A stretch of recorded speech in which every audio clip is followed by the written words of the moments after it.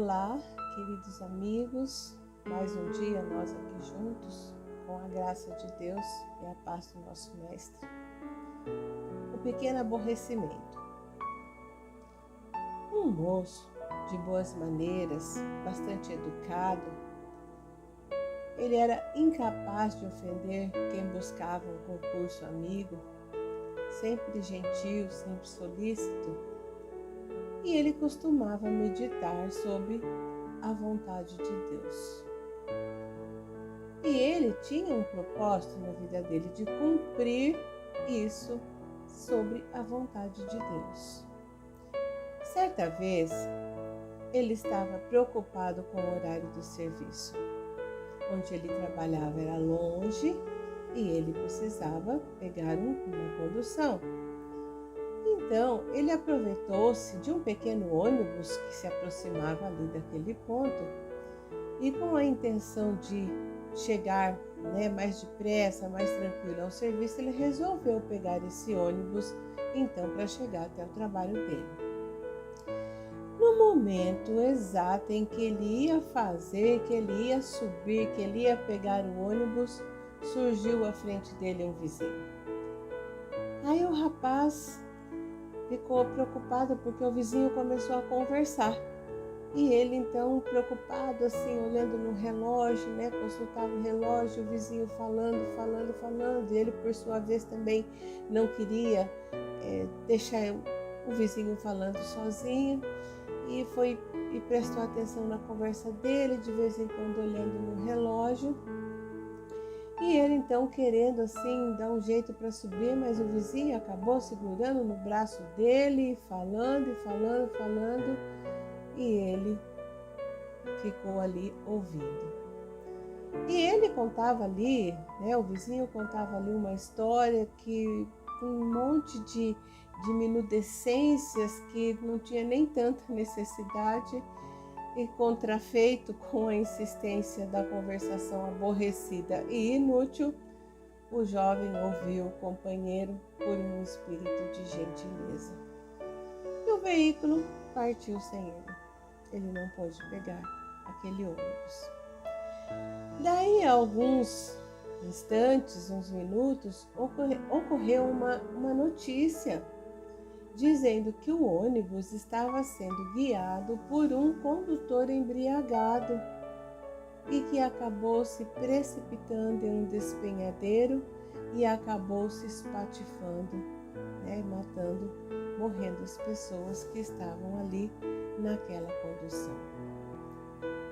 Ouvindo com educação uma palestra incômoda, que para ele foi incômodo ouvir aquela conversa do vizinho, ele fora salvo daquele triste desastre. E o jovem então refletiu sobre o acontecido e chegou à seguinte conclusão, que muitas vezes a vontade divina se manifesta em nosso favor.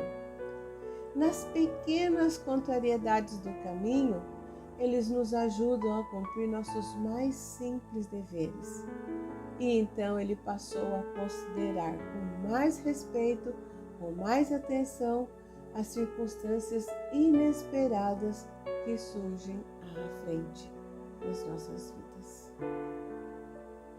E aí eu pergunto, isso é bastante real, não é?